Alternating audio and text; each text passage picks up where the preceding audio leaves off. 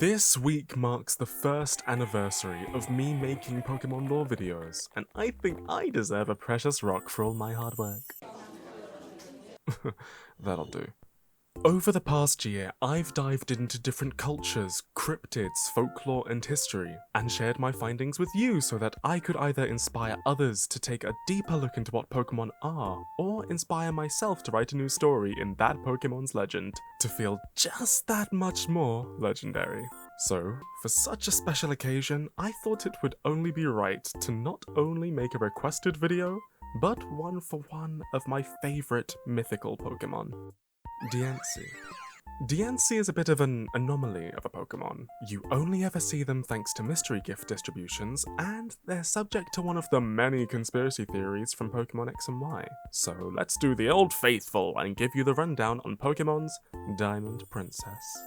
To TLDR Diancie's lore, they're a rare mutation of Carbuncle, a species born from high pressure underground, like a diamond, and dedicated polishers of rocks. Different Diancie act as their leaders and infinite diamond printers. Diancie are also known for being healers and the epitome of beauty as the royal pink princess when they mega evolve. They also have a completely unused diamond sword, but I digress! More recently, it's been canonically theorized, thanks to Legend ZA, that Diancie may have a connection to the mysterious sundial in Kalos' Anistar city, which reveals megastones in the evening when light shines through it, which may be connected to the pretty pink megashards appearing in modern-day Lumio City. Other than hearsay and ecological accounts, there's not much more to Diancie's story. Mythical Pokemon are always somewhat misunderstood, as, while they're called mythical, in-universe, they're more rare, powerful oddities with a low population, or just like to hide away from people. Personally, I see no harm in keeping that distinction.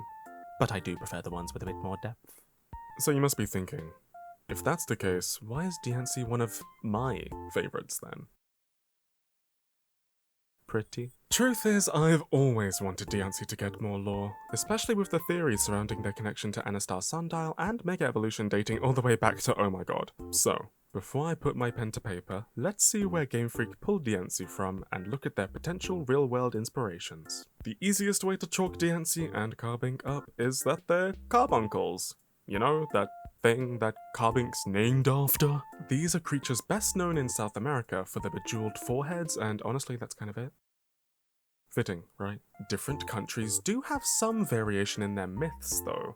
Like in Chile, they were once summoned through a meticulous ritual. Or Brazil, where they're more reptilian money magnets.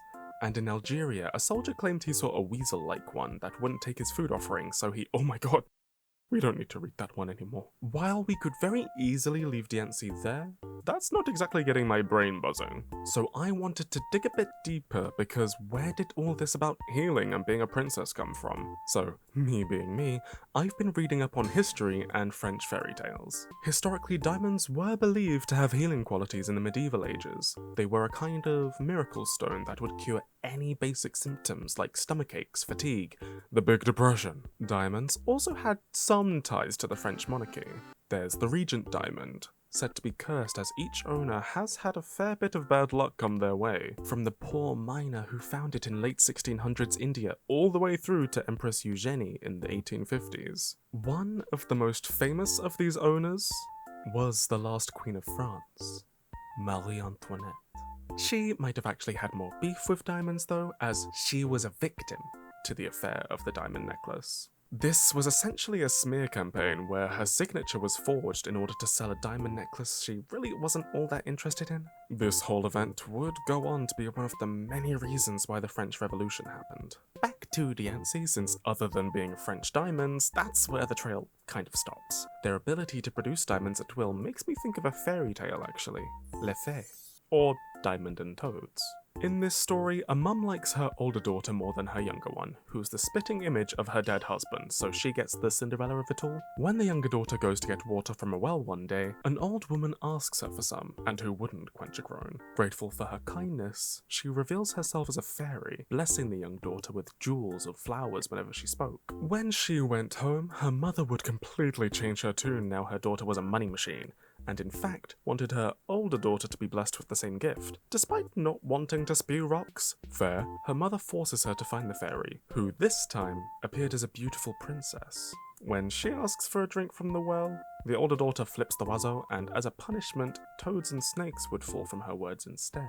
When she came home, their mother forced the diamond daughter out the house, which is fine because she met a prince and they'd fall in love and live happily ever after, while the other two died alone. Yay. See, that's something I can work with. We have luck-related diamonds, a rags to riches story, and superstitious healing. On top of all of that, there's Anastar Sundial, Mega Shards, and Carbuncle, which I would be more than happy to weave into my story.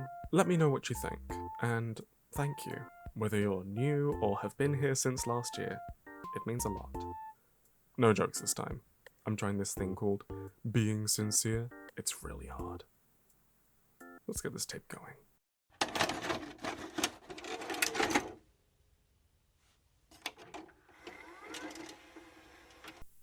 A long, long time ago, there was a girl who dreamt she would wear a glistening pink wedding dress completely covered in rosy diamonds. Her mother had shown her pictures of her own, beautifully in blue, and her grandmother's, a humble, jewelless gown. From that very young age, that is all that she would want for her wedding day. She would clasp her tiny hands together and plead to the stars, dreaming of those tiny pink jewels as she slept in her simple, tatty nightgown. Her mother would take her to the markets and buy the finest vegetables they could afford. Speaking of the glamorous meals her chef served when she was a girl, 8 courses, sweet treats, pure waters. They would go home and make a hearty soup in each other's company, lit by the blush of dusk. One day, the young girl sat gazing at a great crystal obelisk that stood firm at the edge of her world, her home. She ate from a bundle of homemade snacks. Her mother had always told her never to swim so far as to touch the obelisk, never to break parts of it, and never to listen to it. Mother knows best, she would say. On this day, the wind sent shivers down her spine with 2 words. Help me. Scared, the little girl ran towards the market, but the words kept following her through the crowds. Help me, help me. She ran. She stopped. She found herself at the mouth of a mine, those haunting words now soft and weak. Her trembling legs began to wander deep into the tunnels. The little girl found her windswept caller, a creature made of cold, hard stone, dressed in cracks of brilliant diamonds. It shook, with its ear clipped in the metal jaws of a cruel miner's bear trap. The girl had many questions. Why did this creature wear diamonds? Why did this creature not simply avoid the trap? Why did this creature call to her? She asked none of them. Instead, she took the rocks surrounding her and broke the trap open, freeing the rough diamond to her arms. She pet the creature, stroked its wounds, fed it what was left of her mother's snacks. The diamond began to calm in her arms, finding the strength to guide its heroine back to the surface. It jumped around and said its goodbye, leaving a piece of itself in the girl's hand as it wandered back to the depths. When the girl came home, her mother berated her, lashed at her with a dishcloth for being so foolish, having to remind her of the horrors beyond the city walls. The girl dropped the rough diamond's piece. The mother let go of her weapon at the sight of it. She asked her daughter, "Where did you get that? Do you know what that is?" The daughter shook her head, fearful that truth would bring more pain than good. The mother gazed at the gemstone all hours of the night, and by the time morning came, the gem had disappeared, with 1,000,000 gold pieces in its place. Years passed, and the young girl's garments were prettier, pinker. She laughed politely with new friends at her dinner table as her mother's staff served finger sandwiches and fresh juice. She would be grateful to her mother, but not a day passed where she knew that she stole that precious diamond. Not a day passed where she'd forget her cruelty. Her friends complimented her endlessly, but she was still humble. The pretty pink clothes could only hide so much of her poor, crumpled past. One day, she sat in front of that crystal obelisk eating delicious tea cakes her mother had bought her, and a shining gemstone ring gifted to her. She was to share them with a young man visiting from the capital. She did not want to meet the strange man and give him these cakes. She wanted to choose who she could give these cakes to. They were expensive, and to her, that meant the people she shared them with had to be special. As she sat in front of the beautiful crystal monument, she remembered her childhood whisper, the rough diamond she had once saved. She ran, she travelled deep into the mines south of her home. She was halted by a familiar, clear glimmer. This was not her friend, but a friend who welcomed her to its domain all the same. The tiny diamond creature beckoned her through the tunnels, excited, jittering, within the deepest cavern. A shimmering pink glow filled the room. What she could only describe as a princess sat at its heart. A beautiful pink princess diamond. This creature was definitely deserving of her special cakes. She offered them not only to the Princess Diamond, but her seemingly loyal subjects too. It was only after they were all done eating together that the Princess Diamond pushed her crystal hair behind her ear, revealing a clip taken out of it. Without hesitation, the girl embraced the creature. Her crystals tore at her dress. The Princess Diamond couldn't help but notice bruises were hidden beneath the tulle and seams. This sweet, sweet reunion ignited a spark in the young girl, who cared little for her tattered dress.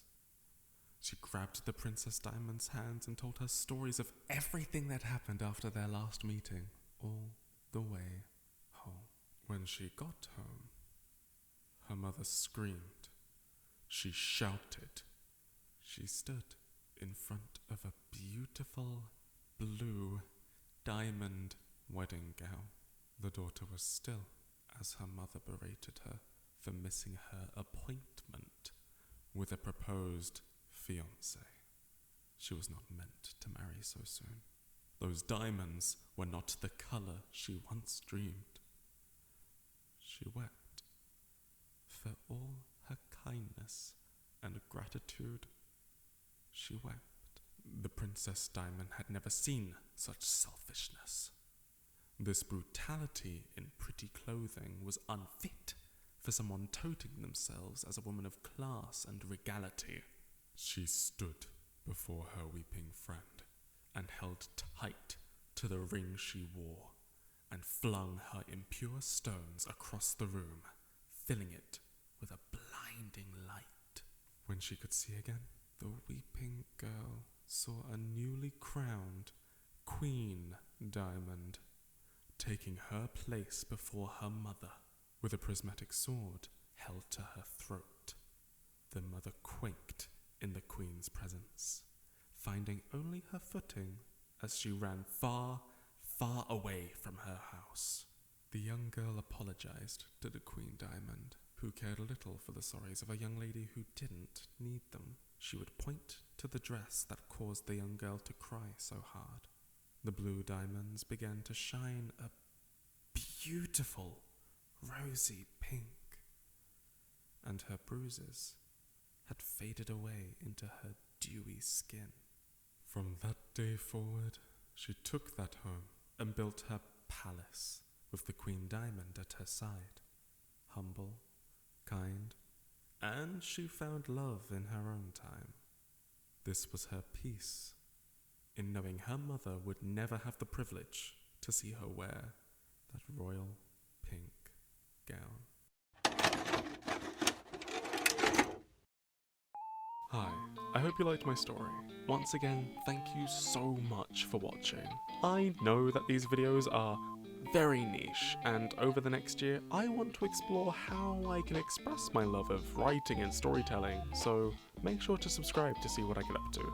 As always, I'm no expert, so do your due diligence if you're more interested in anything I talked about today.